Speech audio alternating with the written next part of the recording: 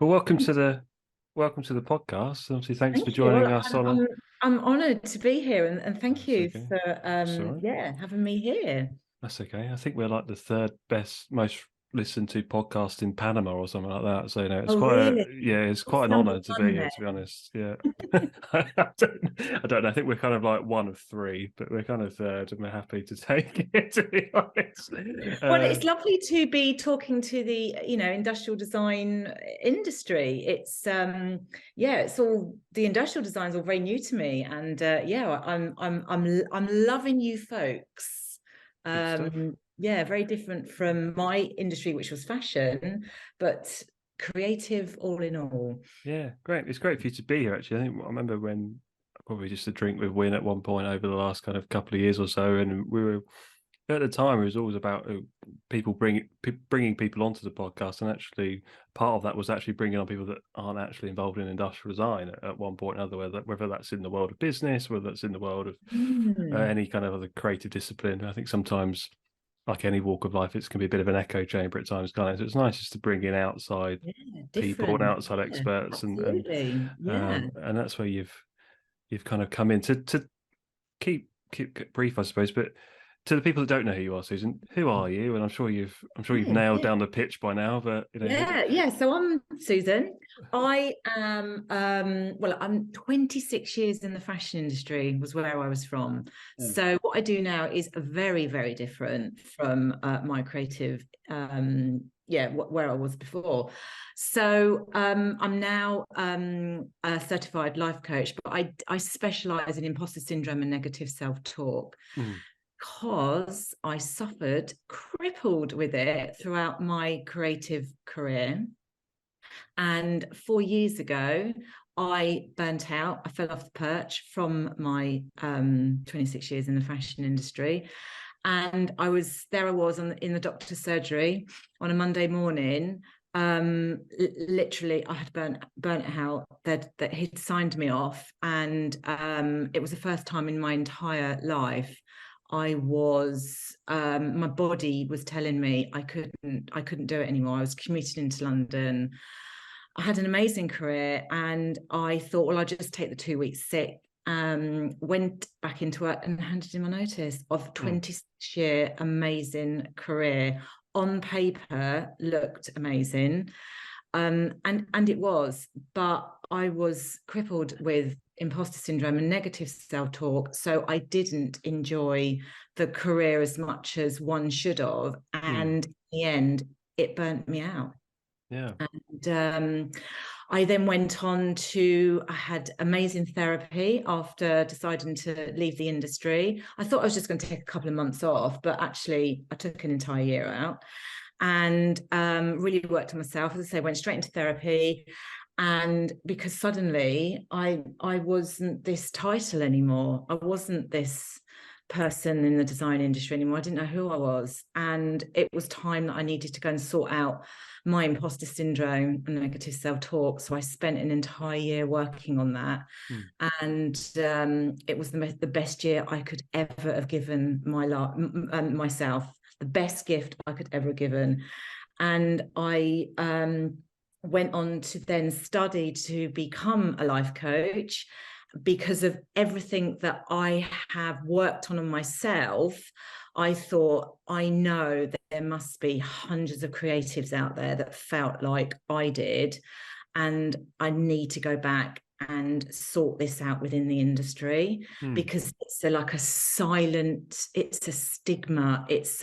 People don't want to talk about it because they fear of maybe losing their job or admitting that they feel that they're not good enough, that they have an inner critic telling them that they're not good enough. It's not something people kind of talk about, but actually 7 out of 10 professionals suffer with it at some point in their life. Mm. And within the creative industry, it's rife. Yeah. Have now worked with a lot of people as my clients, it's pretty rife. And I want to lift the lid of it. And that's my passion, my mission is to get more creators talking about it, get agencies talking about it, get people on podcasts talking about it, because it is, people suffer with it in silence and don't need to. Yeah, it was surprising actually. Just for a bit of context, people that are listening, Suze actually came recommended to me from a client directly, so work that you're already doing within kind of the industrial design world, and they kind of said that the work you're doing is really, really good on a kind of both an individual and a team level. And just off the back of that, we put a couple of things out on our Instagram over the last couple of days and things, and just kind of we're talking about this topic and what's the what your feelings around it, and some simple yes no questions. And you're right, I think for within the design truth community per se, it was about just over 90% of people felt that they kind of had a level of imposter syndrome. Just for people that aren't aware, or even just for myself as much as anything, what exactly is imposter syndrome? If we just take it to its base level, what is it? So I deal with people that have imposter syndrome and negative self-talk, because they're kind of Are they two different things, or they're very similar. So negative self-talk, well, that's your inner critic. Mine, I often say to my clients, mine sits on my shoulder, and it just kind of constantly is talking to me all day long. We actually talk to ourselves the most. We're talking to ourselves all the time, and the negative self-talk is coming from that inner critic that's constantly warning you, telling you. It's a self-sabotage. I can't do that. We're in a people that suffer with it really bad negative self-talk. Our default mindset is always to think of something negatively and not positively. It's our default. It's kind of our comfort zone. We kind of quite like being in it because it's all we've known. So so that negative self-talk is everything generally is a mindset of it's not going to work for me, it's not going to happen today, everything's going to go wrong, you're just not good enough. It's that sabotaging that you wouldn't treat anyone else with other than yourself. It's really cruel stuff that you're talking about. And then imposter syndrome is slightly different. Most people suffer with the negative self-talk as well. So that's why I treat both. But imposter syndrome is, if I was to read out the definition, is the persistent inability to believe one's success is deserved or has been legitimately achieved as a result of one's own efforts or skills. So you actually feel that you're not worthy enough to be whatever it is, that person, that job, that project that you're on, that everyone else is better than me. So why on earth have I been chosen to do it? I can't believe it. It's a fluke. Is it because somebody didn't turn up today? Why are they giving it to me? And you're not deserving enough of having that position or that project or that job. And the biggest one is like, when will they find out that I'm not? Okay? How long can I keep winging it for? One, honestly. So that one is when you truly, truly believe that you are not good enough or worthy enough or deserving enough to be it. No matter how many times somebody might say, but you are. You're here because we want you to be here. You're here because you are worthy and deserving enough. You don't feel it. And it gets worse as you climb the career ladder, as you get promoted, you're like, I still don't believe that they haven't found out yet that I'm not up, and they've just given me a promotion. And then it starts to get even worse as I say, as you get up the career ladder. So I treat both, because normally people that have imposter syndrome have the negative self. Is that the first leading kind of if you look Yeah, at the root cause or the pathway yeah. of getting You get imposter the syndrome, negative it chatter. I mean, starts with that and leads on to something that's a bit more it. serious. Yeah. Yeah, and then it leads on onto that. So that's the kind of difference. But the imposter syndrome is you truly believe you are not worthy and Mm. deserve enough for what that job, that project, or whatever. And when will they find out?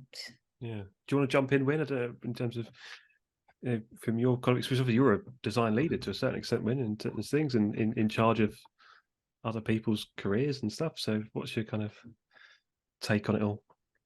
Yeah, I mean, it's such an interesting topic, and I'm equally just looking forward to hearing more about what Susan's got to say from an expert's perspective.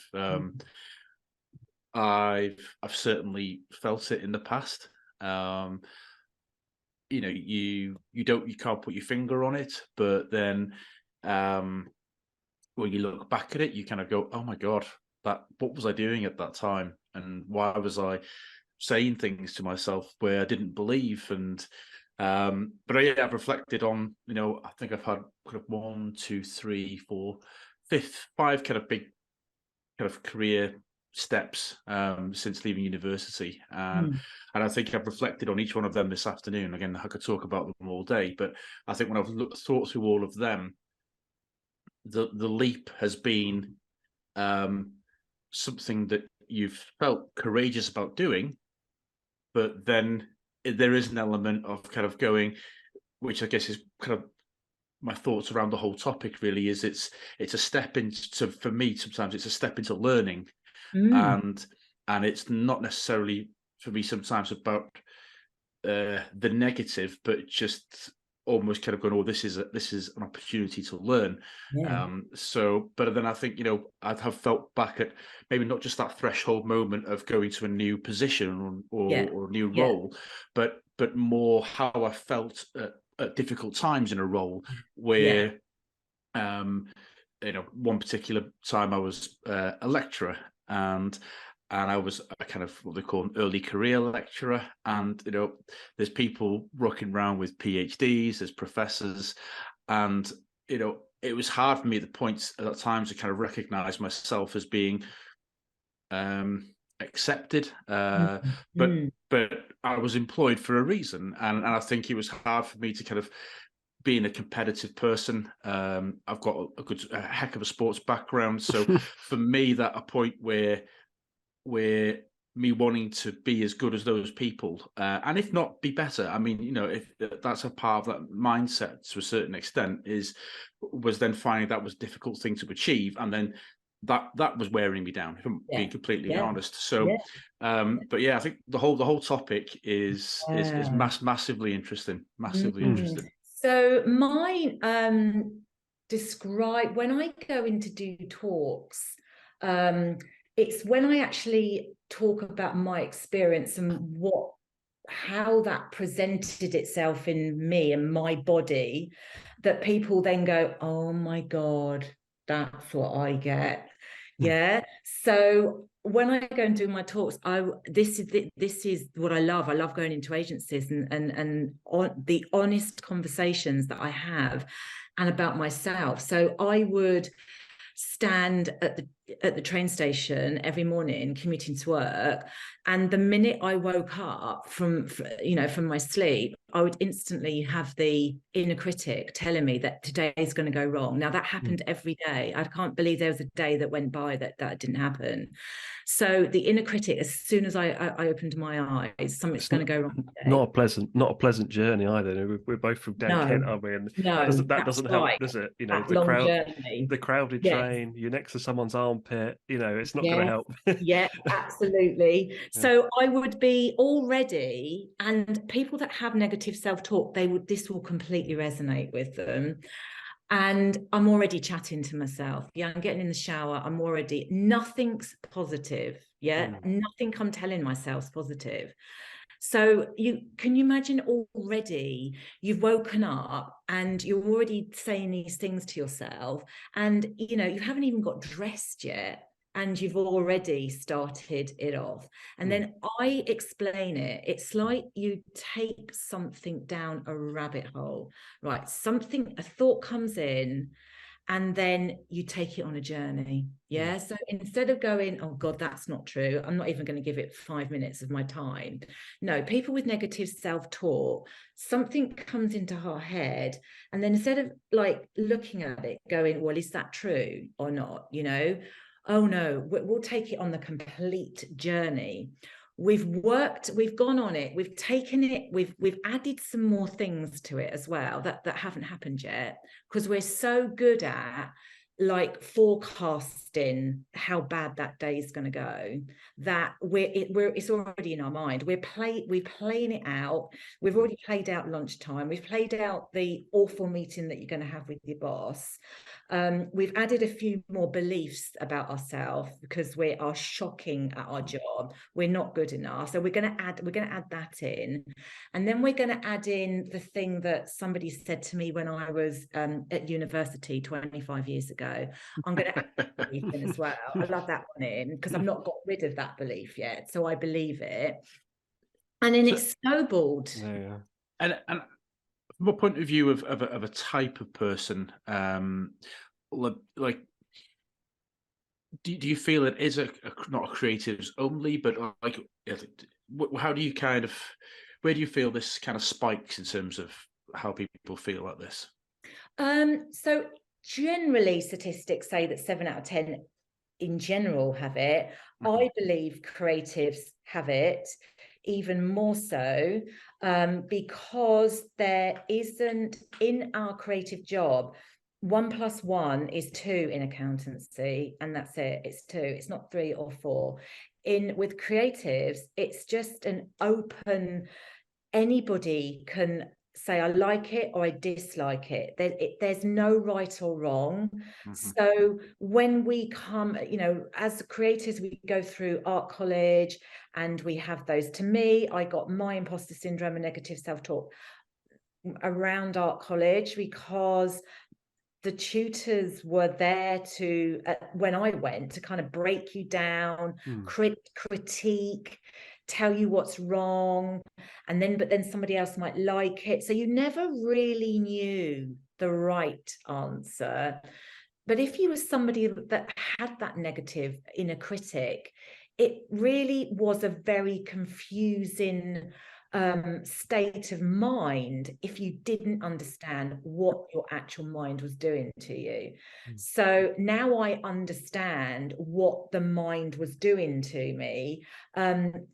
I can now work through that, and that's what I work through with my clients. But at the time, it's just a very confusing period of you don't really know whether it's right or wrong. So people that have that negative mindset, they will default to that it's wrong all the time. That's the default. That's what it is. I suppose when actually somebody might think it's absolutely beautiful what you've done.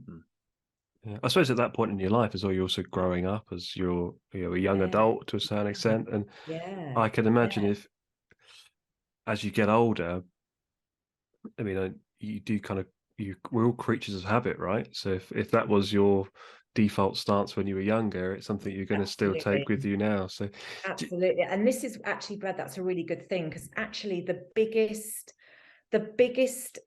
thing that you need to do and identify, once you're aware that you are this type of person and you do suffer with an inner critic, it's actually it's the computer, you know, your brain's a computer, and between your in the womb to 7, the whole computer system, the program that we put in it is what we then play out in our in you know, afterwards. So whatever, as a child we've been told you're not worthy enough, deserving enough, or whatever, we take that in. It's what we then believe that us to have in our future, and we take that on, and those beliefs, and we kind of cling on to them for the rest of our lives when we don't need to. They're beliefs that we don't need to have.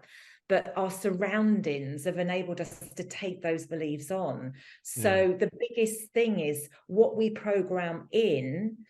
We just keep pressing play on that program, and we keep pressing play on that negative record that we've had for so long, because it's quite a safe place to keep pressing that record. And actually we need to train the brain to think more positively, and that's one of the biggest things that you need to do to actually switch it. I can imagine that's a bit of a challenge, right? Because even just thinking a bit more broadly, not necessarily just about creators in general, but just sometimes kind of being positive or being confident. Sometimes the natural stock answer is arrogance to a certain degree. So I can see why people go down the I've certainly done it, and even probably on a weekly basis to a certain extent, but just that kind of idea of being positive. I mean, I don't like taking praise, for example. So I can see how you don't want to be that person to continually to be not necessarily positive, but confident in the capability, because an outsider would look at that as arrogance, and that tends to be the stop. Quite narcissistic, or But people that really suffer with negative self-talk and imposter syndrome, honestly, they're so far away from ever being narcissistic. It's so crippling if you're constantly telling yourself these negative things about yourself, and especially for a creative mind, because it's a very narrow road to be on, when really you want to have abundance and start believing in yourself. Because when you start believing in yourself, you then have a growth mindset. Wynne was talking about, you turn it into a real positive journey, instead of being it that I'm not good enough all the time. So that's where it kind of, when you have it really bad, it's very, you're anxious. It's just stops you from really progressing and being the best that you can be, because you're just constantly telling yourself that you're not. So my experience of it was, sitting in, so I was in the design industry, a fashion industry, going over to Premier Vision which is a big fabric fair in Paris. And I used to literally approach the exhibition sweating, anxiety, worrying about, I'm not good enough to be here. I just want to leave. I'm just really anxious, and I'm not worthy enough, and everyone else is better than me. And I'm just about to walk into the doors where thousands of other designers that I know are also there. And it's just a really awful feeling to have that heightened anxiety about yourself all the time. And if you know that you're doing it, but be aware that you can change your mindset. You can change the way that you think about yourself, because we have neuroplasticity in our brains, and you can change the pathways of that record, of that default negative mindset that you have, and that's what we work on. And that takes time, right? In terms of changing habits and behaviors. I mean, getting rid of old beliefs. I was sharing Wynne my run this morning, my 5K run, and he was kind of maybe laughing a little bit, but it does take a while to go, I need to wake up and run today, and the minute you kind of, the way I look at kind of New Year's resolutions and things, it's the minute the one day you go, I'm not going to do it today, all of a sudden you haven't done it for 3 days. And all of a sudden I'm waking up an hour later than I was before. And so you could, within a time frame, you've done that good work over a couple of days, but within the week you're back to zero again. Is it a little bit like that with? It's a really good thing, Brad, that you've just explained there, because the brain is like a muscle. So when I work with people, we work on a toolkit, and and it's a toolkit that enables them to overcome this feeling that they have of this inner critic. So, but it is a muscle, and the way that you change the neuroplasticity, change that record in the head, is to keep on it every day, like going to the gym, like that 6-pack. You have to keep working on it. So your brain, see it as a 6-pack. I'm going to keep working at changing this mindset every minute of the day until it becomes autopilot. Okay. So the week, if you have a week off of it, again, you need to go back to it. So it is really hard, because that's where people give up. It's because they feel that it's too hard. But it has to become, when you're changing the mindset, it has to become habit. When it becomes habit, then it's in its natural, it naturally starts to think of the positive things about yourself. Okay, instead of defaulting. So you have to put things in it to allow that to happen. So when your critic, mine sits on my shoulders, when your critic tells you something negative about yourself. So let's have a scenario. Your boss gives you a project. Okay. So I would have in the past gone, oh my God, like I haven't even read the project. I've already made a decision that I possibly won't be able to do it. I don't even know what the project is yet, because that's my inner critic already starting to tell me. So, and you literally have to then go, well, you have to become aware of it. That's the first thing. And then go, okay, here it is. It's my inner critic telling me already that I won't be able to do this brief already. So you actually have to start having a conversation with this inner critic in your head, and you have to start acknowledging it. And then you have to give it other options. Okay. Because at the minute it's controlling you. It's then going to tell you something else, the reason why you can't do it. And again, it's that going down the rabbit hole, and then it builds up as you're building the snowball up. It builds, it suddenly becomes out of control. You're playing something out in your mind that hasn't even happened yet. You haven't even read the brief. You haven't read the project, but already you've played it out that you can't do it. You need to give it some actual options to go, stop. I'm not allowing you to go down the rabbit hole. I'm not going to allow you to go down there. I am worthy enough to do this project. I'm employed for a reason. I'm already here. I have already done projects that are just as big as this one. I've already done this. Like, you literally have to give it evidence. And then go, and then it will stop, because you get the evidence.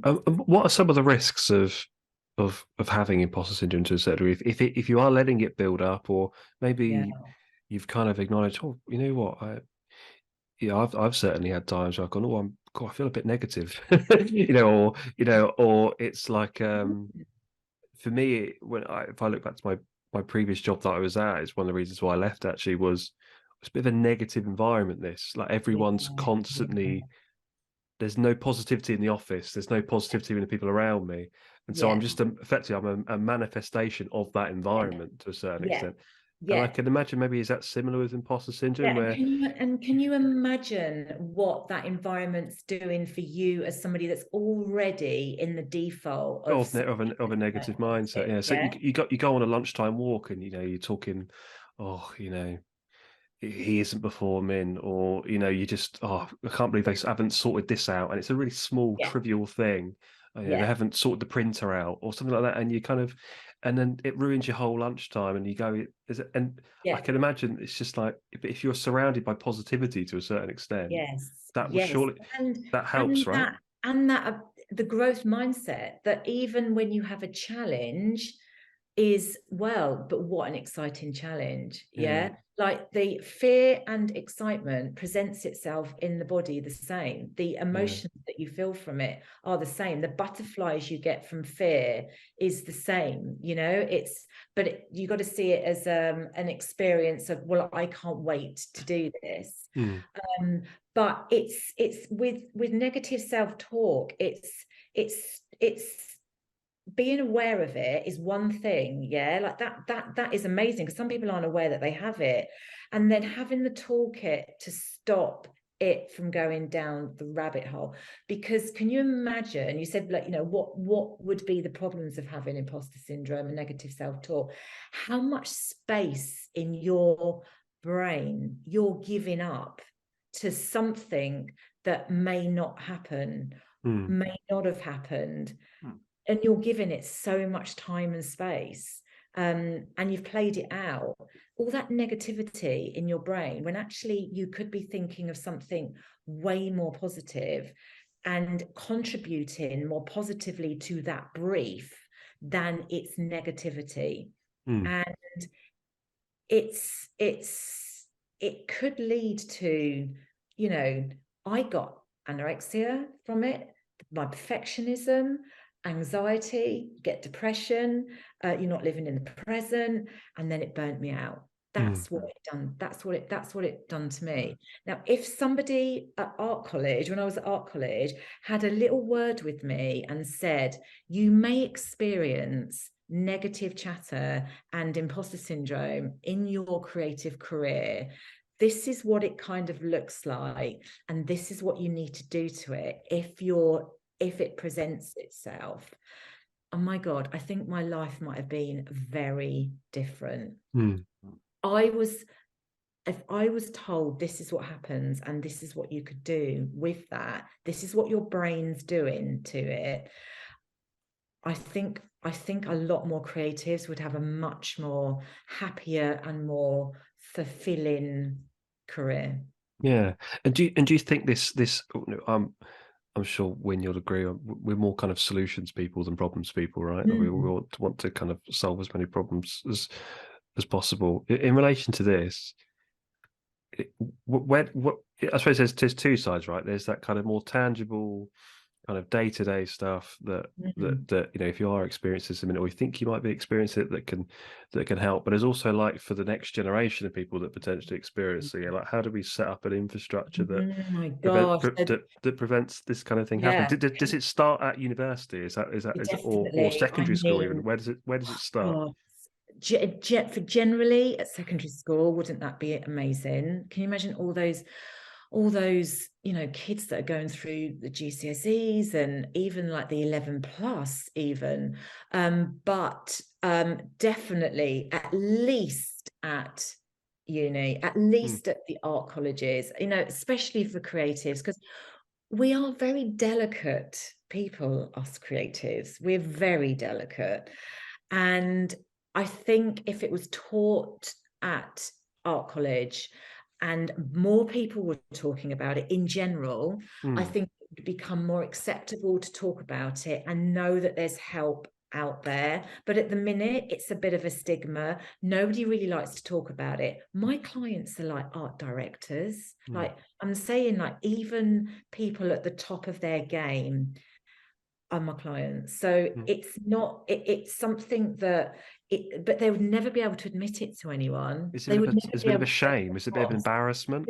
Shame. Absolutely. I don't want to be judged. How can I admit that I've got all these thoughts going through my head? Yet, if 7 out of 10 people have it, your boss probably has it. Yeah. And that's and I love that, because when I do that in a talk, people do sort of look around and sort of think, well, who's got it then? Because if 70% of us have got it, my God. So just think, your boss and their boss probably have it, but nobody talks about it. So with a massive statistic, why aren't people talking about it, and why isn't there help? And that's why I knew I had to come back into the creative industry and know that there is help out there, in, you know, with no shame, in a safe environment. I mean, when where have you ever thought, maybe, the people that are listening to this that are really suffering with this, that there was ever a place or someone that you could go to actually speak about this without somebody thinking that you were absolutely a nutter, and you're not a nutter, because honestly, I've been there. I've worked through it. I know the results that I have with my clients. I know it works, because I wouldn't be sitting here, Brad, having pivoted my career, speaking to you guys about this if I hadn't worked through my imposter syndrome, because I wouldn't be able to be here now.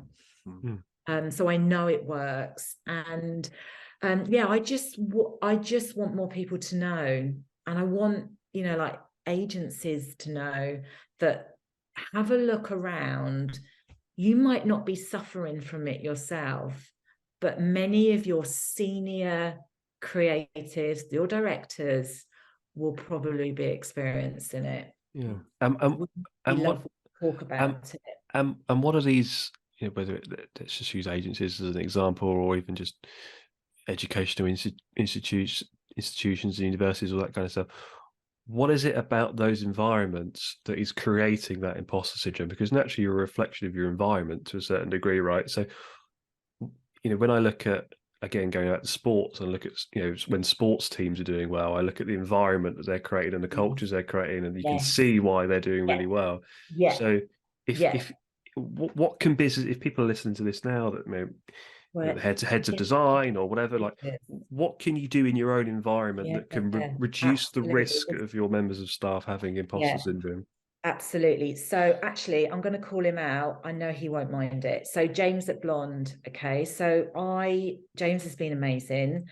I went into Blonde to do a talk on this subject, and James does not suffer with imposter syndrome. So isn't it great that somebody would still understand, though, that some of his staff members, some of his team might possibly have it. So he heard about me because somebody he knew was one of my clients. So he kind of knew a bit about what I do and the results of what I do. So I done a talk at Blonde, and James was amazing. He said, if anyone wants to speak to Susan, have coaching, let her know. And he was great. He contributed. And so it was a very safe environment. He doesn't know who came, who I'm coaching, but totally gathered his team together to listen to the talk. And I just thought that was that's the way in the future that agencies, these very modern thinking agencies and leaders are dealing with mental health, and that's the way to do it. Yeah, we sometimes, you look at company benefits, it says, he got a bit of a gym membership discount, but in terms of the mental health of your staff, because the creatives, we're using our minds. That's where we get our inspirations from. So if you're constantly telling yourself that you can't do it and you're not good enough, and then understand why that is, and that you can work through it, you can switch the mindset, that's got to be the biggest benefit to that individual and the company that they work for. But it also gets, because I come in and do the talk, it gets the team talking about it as well. And that creates an environment that people then help one another. It's like, let's talk about it, because most people have it. There's not going to be one person in the office that has it. So that's what I think we should be doing, the people at the top talking about it. I also have another creative director that actually openly and honestly talks to his team about his imposter syndrome, and that's incredible. So it's things like that, talking about it, showing the vulnerability to a certain extent. Absolutely. I love vulnerable leaders. To me, they're the best leaders. To know that they're very transparent, Because people that have imposter syndrome and negative self-talk, they're perfectionists. They are at the top of their game. So it's not like they're not. They are the very best. People that have imposter syndrome work far harder than people that don't, because we always feel that we're not good enough. So you work late, you work harder, you always feel that you're on the back foot. So you're always working harder. So they will be the very best designers in your team that will have it. Because you're having to justify your existence, you know, to a certain extent. Did you have any questions, Win, or Yeah, I think I've been reflecting on everything you said today, tonight, and my thoughts this afternoon as well. And I think, it's all very true. I think I've kind of experienced it. I've experienced people with it. I think kind of from a positive way of thinking. I think personally, I don't like hearing lots of words around syndromes. I personally want to flip things, and I kind of go, right, it's a learning opportunity. Oh my God, absolutely. You're going into a role. There's great things that can come from this. Yeah, and I think that kind of approach of kind of going, right, you're here to learn, and I think the best thing about the design and engineering, and researchers, we all work together, is that collaborative nature of kind of being able to put your hand up. And I think it comes with age, is to kind of go, I don't know how to do that, or I haven't done that for years.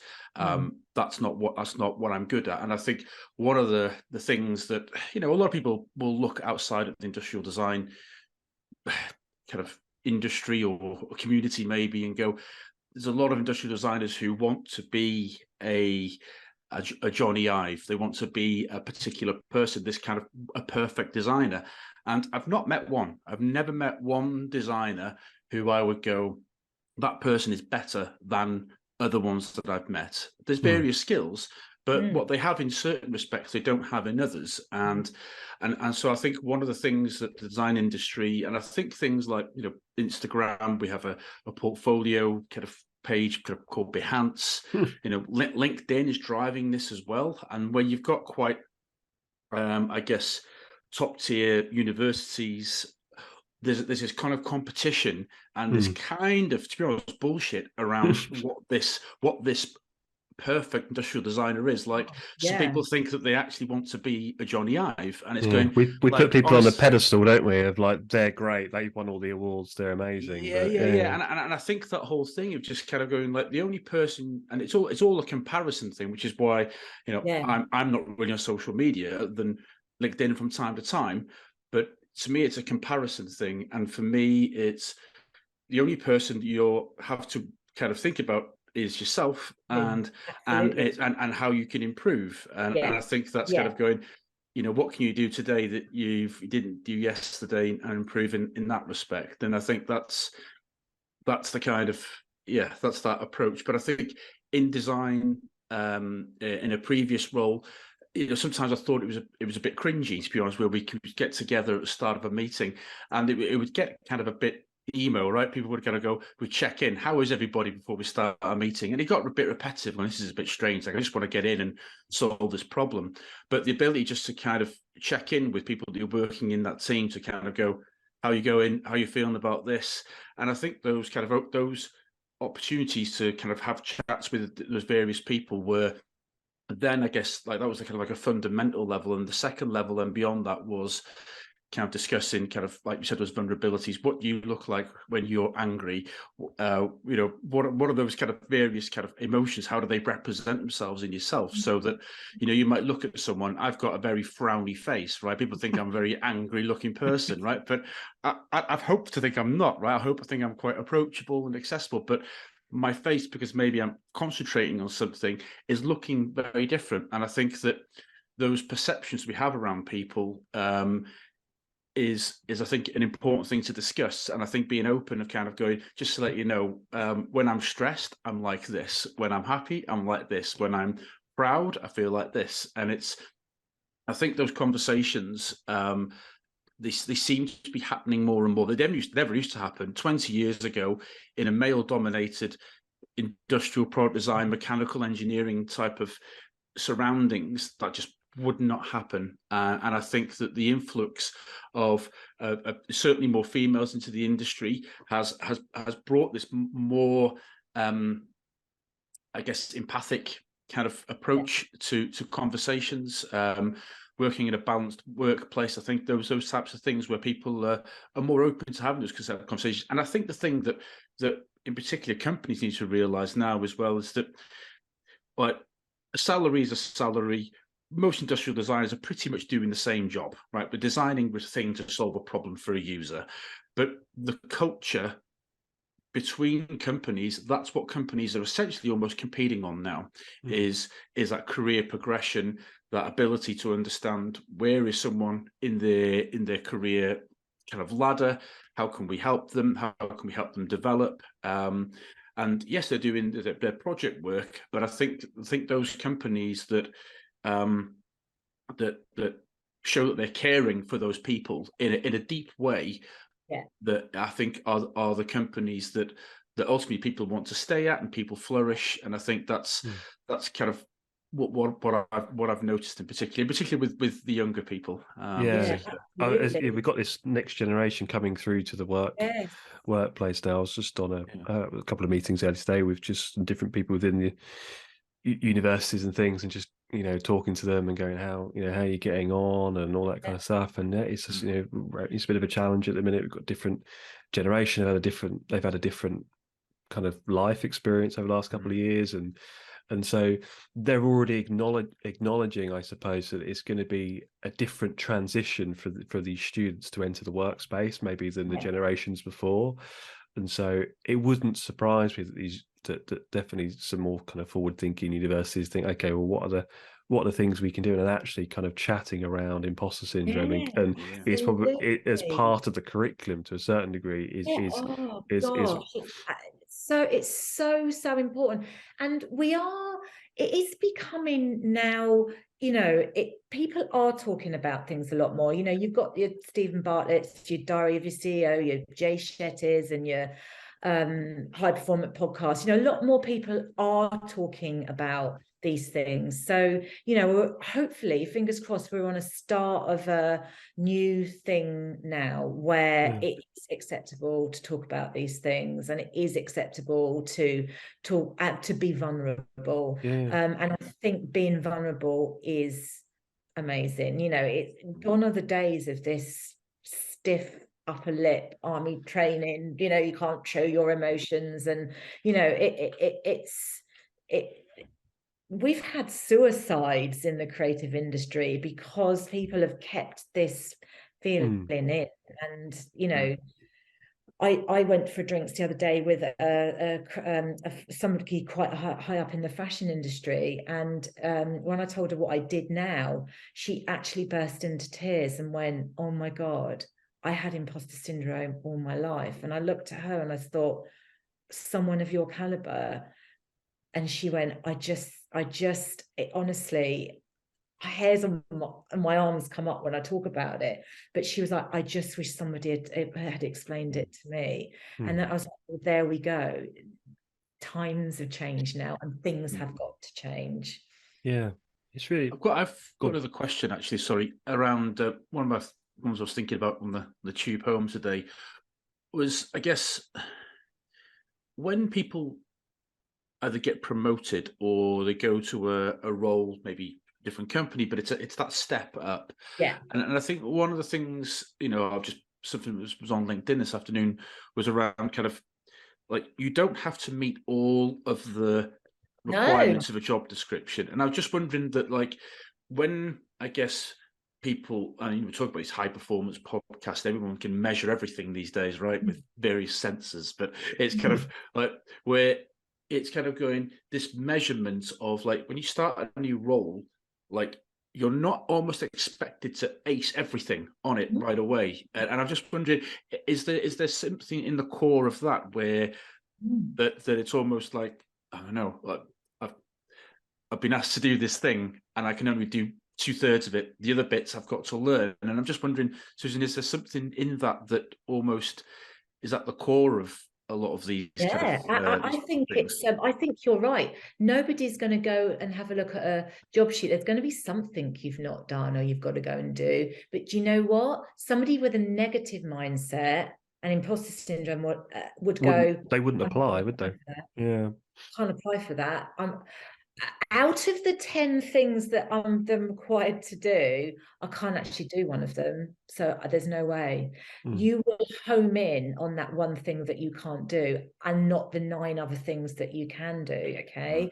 So somebody with a negative mindset won't go for that job. Whereas if you can work with that and go, well, hang on a minute, I actually do 9 of those things, and there's only one thing that I've got to go and learn. How amazing is that? I've got 9 things. So it's switching that mindset and going, do you know what? I can't wait to learn that one thing that I don't know yet. I can't wait to go and learn it. I can't wait to go and grow myself into learning about something, because we're forever learning. The very best of forever learning. We're never going to reach the top, because who wants to reach the top and then go nowhere? We need to forever be learning. We need to forever be on that journey. But it is with a negative mindset, you might not go for that job, and actually you're probably the perfect candidate for that job. It's only you can see that one thing that you can't do. It's switching the mindset to go, I can do 9 of the things, and I can't wait to learn about that one thing I can't. Yeah. I was just wondering, Brad, sorry, if there was like a situation where a real honesty around the candidates and applicants for various design roles out there, if they were actually to put their hands up and go, like, this is what you want. I feel I'm excellent at these, but I know that I can develop at these, because there's I think Brad will see this more than anywhere. Typically, most young designers will put 5 stars or rate themselves out of 5 stars on probably the top 5 design skills or software packages, which most of them put 4 or 5 genuinely in all of them. Really? They know 2 or 3. Exactly. And I remember we had a placement student actually once, and at the end of his placement student, he added 5 more stars, and he went, I actually know now where I am. And to be honest, that was like, do you know what? This guy came in with quite a big ego, and by the end of it, he was going, do you know what? The humility of kind of going, it's not about me being a superstar, it's about me being a team player. And I think that honesty of kind of going, yeah, I'm not acing that, but I just wonder about it. Like, can you imagine that as a slight culture change within how you talk to? It'd be nicer, yeah, because you can. I don't like egos, but you do get it sometimes when you kind of go, I'm not too sure about this person, in the sense of, maybe just the way they're coming across probably isn't right, and but the way I, even just thinking about kind of job descriptions and things, kind of rewording, you've got the bullet points, haven't you, of like essential requirement, and really kind of breaking it down and going, well, this is an essential for now, this is an essential for a year's time, this is the essential. And quite a lot of the times with jobs, a question I ask to most clients, and not actually many of them can give you a really good answer, but what does the job look like in 2 years' time? What does the job look like in 5 years' time? And it's those kind of things where you kind of go, well, actually, maybe they don't need to be as good at SolidWorks right now, because they'll be here for 6 months, and they can get a little bit better at it, and all that kind of stuff. So just a different kind of language, I suppose, would encourage someone to apply, that might feel, actually, you know what, I've seen that person's work on Behance that works for, let's say it's not PDD, let's say it's someone else, and I don't know if I'm of the right level to work there. I feel like I'm inferior before I apply. But if you just go, look, you know what, you don't actually need to learn this bit of software right now. We'll teach you, as long as you've got the positive attitude and the mindset. We can help you. So and it is all about that mindset, and that's what it is. It's knowing that you're not going to know everything, but don't think that's a negative thing that's going to stop you from doing something, because you might know something that someone else doesn't know, right? Absolutely. Another thing that I really work with people, especially with people that have negative self-talk about themselves, is you tend to find that they can't take compliments. So you mentioned it, Brad. I'm awful at it. You find people that truly don't believe in themselves, really can't take compliments. They can't take that they don't think they're worthy enough because it actually hasn't sunk into them that they are worthy enough, because even though maybe their boss keeps telling them, it's not sinking in. So it's working through, I call it my me file.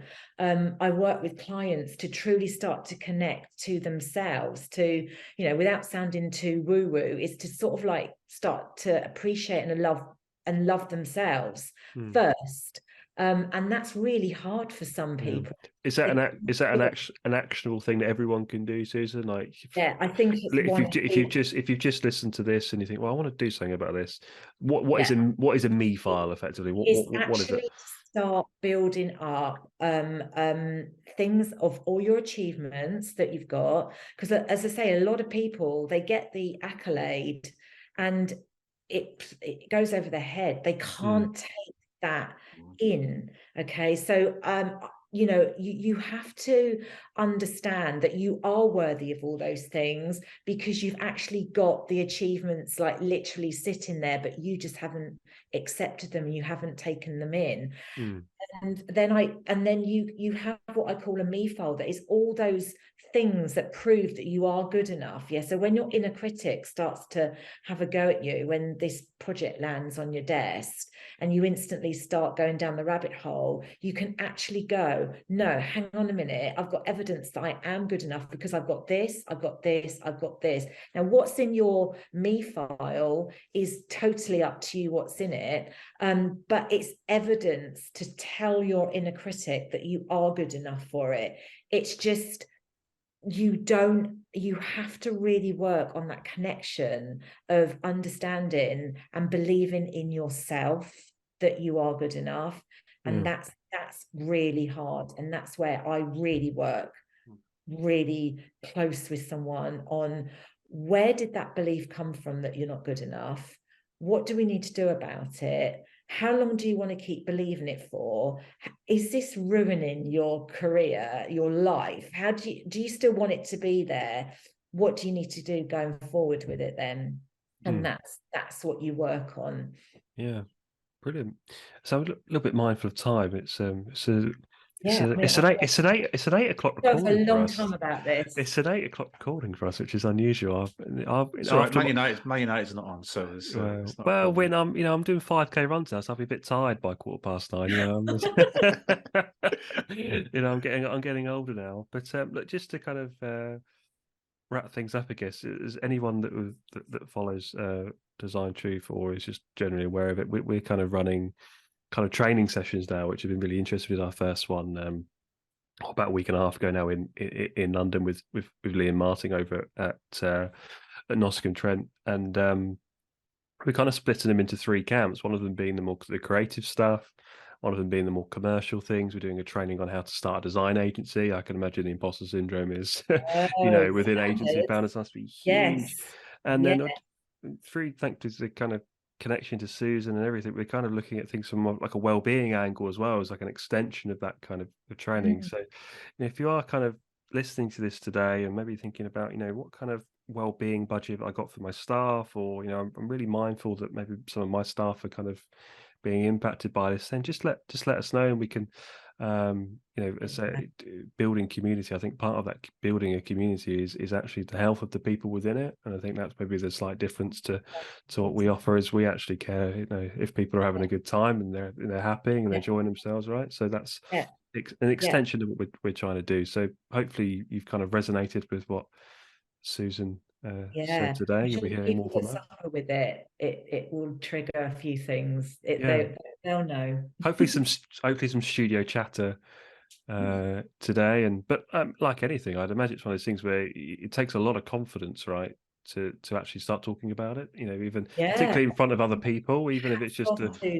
find out one person you can talk to about it, and then build up that confidence. But even if you don't feel that you can talk openly about it, it's just knowing, Brad, that there are you can go and talk about it in a safe place to someone, And when have you ever been able to sit down and have a session with someone to talk about your inner critic and your feelings of imposter syndrome in a safe environment that's totally confidential? Nothing goes back to the boss at all. Nothing. It's between me and the client.